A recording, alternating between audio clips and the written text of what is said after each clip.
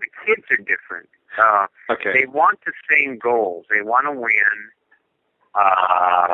They understand that, particularly team sports takes teamwork and all these fundamental things. They want that. They see that on television.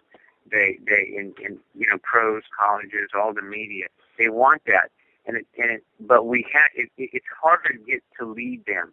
It's harder to bring it together because I think the biggest difference in the modern era is it's all about me. We're in a me society. That you're the star. It's all about you. It's what can you get? What can you get for you? And that takes a lot of work, and particularly a sport like football. Yeah. Where you've got to bring people together as a team for a common cause. Yeah. And I think that's the fundamental thing. And then to keep kids focused when things are bad things happen, because we're in a world now that constantly is criticizing people, and everybody's wrong, and it's somebody else's fault, and you can't do this, and it's overcoming that, and it's just it's not simple, but to put it simple, it's all these outside distractions in society and media that really have infected team sports. Yeah. And I think that's the biggest thing we have to help kids overcome. What type of young man is more successful than another? What are the qualities that he has?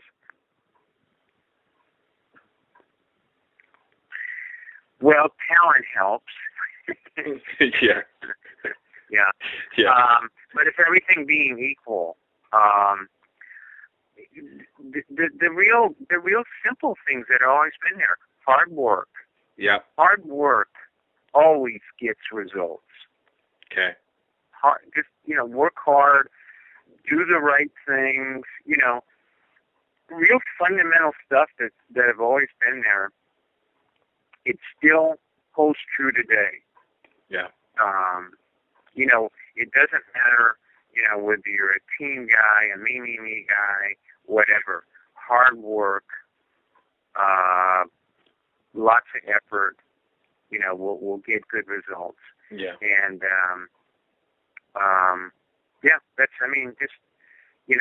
I think that's still the biggest key. Yeah.